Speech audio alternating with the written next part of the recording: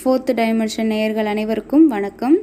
இன்றைக்கு நம்ம பார்க்கக்கூடிய தலைப்பு இந்திய அரசியலமைப்பு ஆவணம் உருவான விதம் மற்றும் எந்தெந்த நாடுகளிலிருந்து தனக்கான மூலங்களை இந்திய அரசியலமைப்பு பெற்றிருக்கிறது அப்படின்றத பார்க்கலாம். இந்தியா சுதந்திரம் அடைந்த பிறகு 1947 ஆகஸ்ட் 29 அன்றைக்கு அரசியலமைப்பு சபையால் டிராஃப்ட் கமிட்டி அப்படின்னு சொல்லக்கூடிய ஒரு வரைவு குழுவை உருவாக்கியிருக்காங்க. இந்த வரைவு குழுவின் தலைவராக டாக்டர் அம்பேத்கரை நியமிச்சிருக்காங்க. இந்த வரைவு குழுவோட நோக்கம் என்ன அப்படின்னா, இந்தியாவுக்கான ஒரு திடமான அரசியலமைப்பை உருவாக்குவது அப்படின்றது தான்.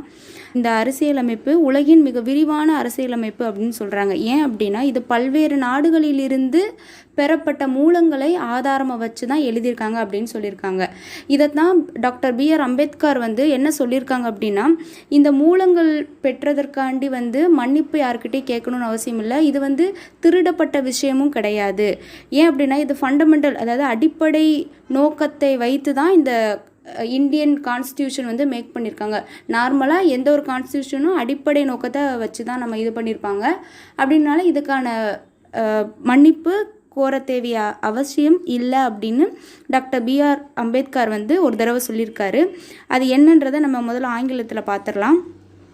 As to the accusation that the draft constitution has reproduced a good part of the provisions of the Government of India Act 1935, I make no apologies. There is nothing to be ashamed of in borrowing.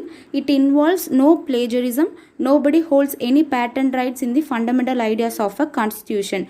நம்மளுடைய இந்திய அரசியலமைப்பு சட்டம் government of India act 1935 modify பண்ணி தான் இருக்குது. இந்திய அரசு சட்டம் 1935 பிரிட்டிஷ் அரசாங்கத்தால் நிறைவேற்றப்பட்ட மிக நீண்ட சட்டம் ஆகும். இந்த இந்திய அரசு சட்டம் 1935 321 பிரிவுகள் மற்றும் 10 அட்டவணைகள் இருந்திருக்கு. இந்த சட்டம் சைமன் கமிஷனின் அறிக்கை, 3ஆம் வட்டமேஜை மாநாடு கலந்துரையாடல்கள், 1933 ஆண்டின் வெள்ளை அறிக்கை மற்றும் கூட்டுத் தேர்வு குழுக்களின் அறிக்கைகள் ஆகிய 4 ஆதாரங்களிலிருந்து பெறப்பட்ட சட்டமாக இந்த இந்திய அரசு சட்டம் விளங்குது. இந்த சட்டம் மாகாண இரட்டை ஆட்சி முறையை ஒழிப்பதற்கும் மையத்தில் இரட்டை ஆட்சியை ஸ்தாபிப்பதற்கும் பிரிட்டிஷ் இந்தியாவின் மாகாணங்கள் மற்றும் பெரும்பாலான சுதேச மாநிலங்களை உள்ளடக்கிய இந்திய கூட்டமைப்பு பற்றியும் இந்த சட்டம் பரிந்துரைத்தது. இந்த சட்டம் ஆளுநரின் அலுவலகத்தை நிறுவி இருந்திருக்கு. மேலும் மையத்தின் அனைத்து நிர்வாக அதிகாரங்களும் ஆளுநரிடம் ஒப்படைக்கப்பட்டிருக்கு. மத்திய பட்டியல், மாகாண பட்டியல், ஒரே நேரத்தில் பட்டியல் என்று சொல்லக்கூடிய 3 பட்டியல்களின் அடிப்படையில் மையத்திற்கும் மாகாணங்களுக்கும் இடையிலான அதிகாரங்கள் பிரித்து வழங்கப்பட்டிருக்கு. மீதமுள்ள அதிகாரங்கள் வைஸ்ராயிடம் ஒப்படைக்கப்பட்டிருக்கு. இந்த B.R. அம்பேத்கர் உருவாக்கப்பட்ட அரசியல் அமைப்பு 1949 நவம்பர் 26 அன்றைக்கு அரசியலமைப்பு சபையால் ஏற்றுக்கொள்ளப்பட்டிருக்கு. அது 1950 ஜனவரி 26ஆம் தேதி அன்று நடைமுறைக்கு வந்திருக்கு. இந்த தினத்தை தான் நம்ம குடியரசு தினமாக கொண்டாடிட்டு வர்றோம்.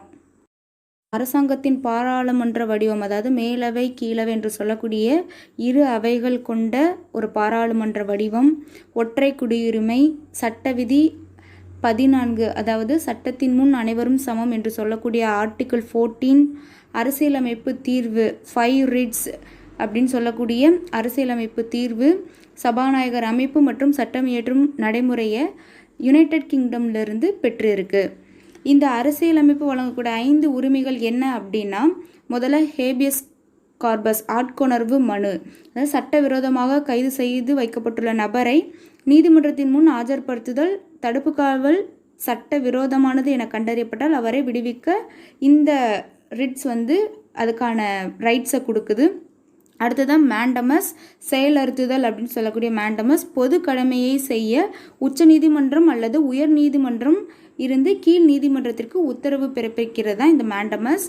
நெக்ஸ்ட்டு செர்டியோரரி, இது உச்சநீதிமன்றம் அல்லது உயர் நீதிமன்றம் ஏற்கனவே கீழவை நீதிமன்றத்தால் வழங்கப்பட்ட உத்தரவை ரத்து செய்வதற்கான ஒரு உரிமையாக இருக்குது. அடுத்ததாக ப்ராஹிபிஷன் சொல்லக்கூடிய தடையாணை.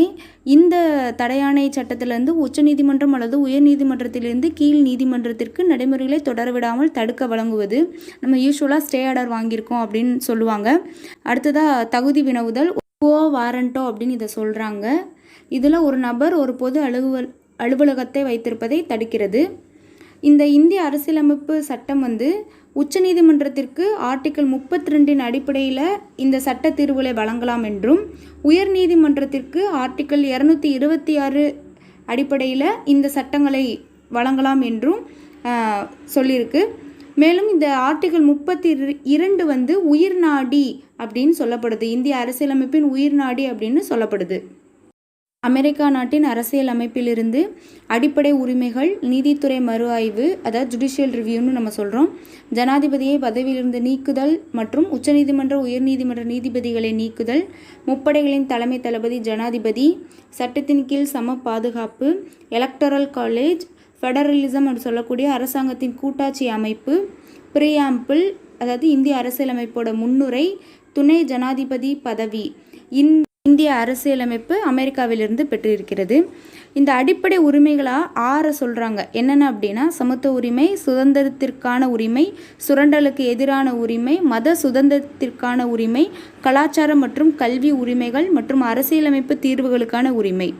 இந்த அரசியலமைப்போட முன்னுரை என்பது அடிப்படையில் அரசியலமைப்பின் அறிமுகமாக இருக்குது. ப்ரீஆம்பிள் என்று சொல்லக்கூடிய இந்திய அரசியலமைப்பின் முன்னுரை பண்டிட் நேருவின் தீர்மானத்தை அடிப்படையாக கொண்டது. இந்த தீர்மானத்தை அரசியல் அமைப்பு சபையும் அங்கீகரித்திருக்கு. அரசியலமைப்பு நிபுணரான N.A. பால்கிவாலா என்பவர் இந்த முன்னுரையை அரசியலமைப்பின் அடையாள அட்டை அப்படின்னு சொல்கிறாரு.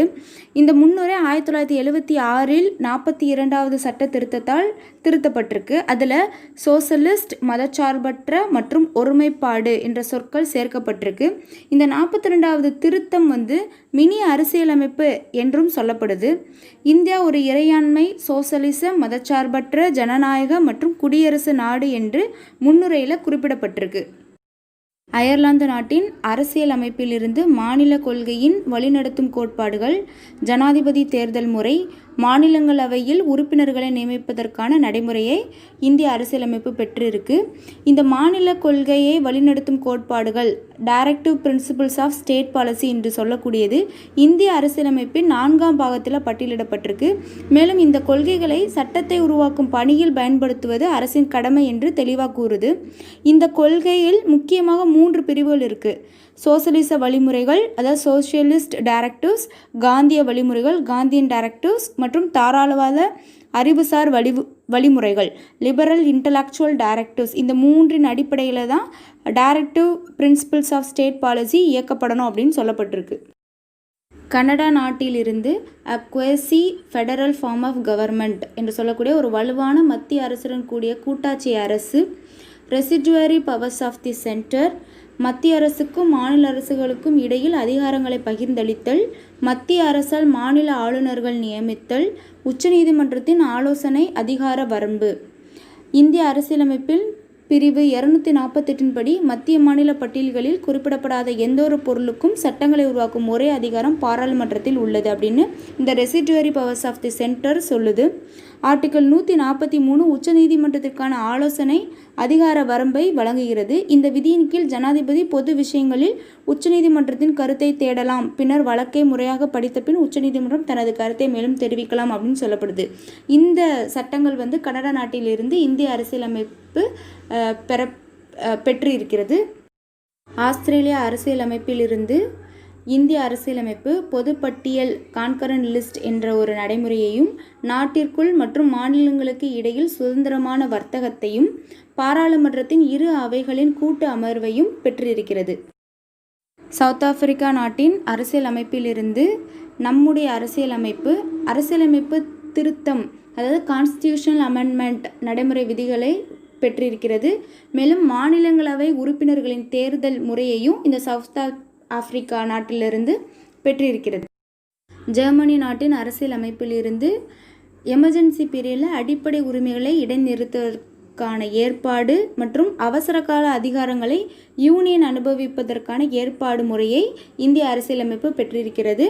மேலும் பிரெஞ்சு நாட்டிலிருந்து குடியரசு மற்றும் முன்னுரையில் சுதந்திரம், சமத்துவம் மற்றும் சகோதரத்துவம் என்ற கொள்கைகளை அந்த அரசியலமைப்பிலிருந்து பெறப்பட்டிருக்கு. சோவியத் யூனியன் அரசியலமைப்பிலிருந்து ஆர்டிக்கிள் 51A கீழ் அடிப்படை கடமைகள் மற்றும் பொருளாதாரத்தின் வளர்ச்சியை மேற்பார்வையிட அரசியலமைப்பு ரீதியாக கட்டாயப்படுத்தப்பட்ட திட்ட ஆணையம், அதாவது பிளானிங் கமிஷன் என்று சொல்லக்கூடிய திட்ட ஆணையத்தை, அந்த நடைமுறையை இந்திய அரசியலமைப்பு பெற்றிருக்கிறது. ஜப்பான் நாட்டிலிருந்து சட்ட நடைமுறையை, the procedure established by law, சட்டத்தை இந்திய அரசியலமைப்பு பெற்று இருக்கிறது. இந்த வீடியோ பிடித்திருக்கும் என நினைக்கிறோம். பிடித்திருந்தால் லைக் பண்ணுங்கள், உபயோகமாக இருந்தால் ஷேர் பண்ணுங்கள். மேலும் மேலும் 4th டைமென்ஷன் சேனலின் வீடியோக்களை பின்தொடர சப்ஸ்கிரைப் பண்ணுங்கள். தேங்க்யூ.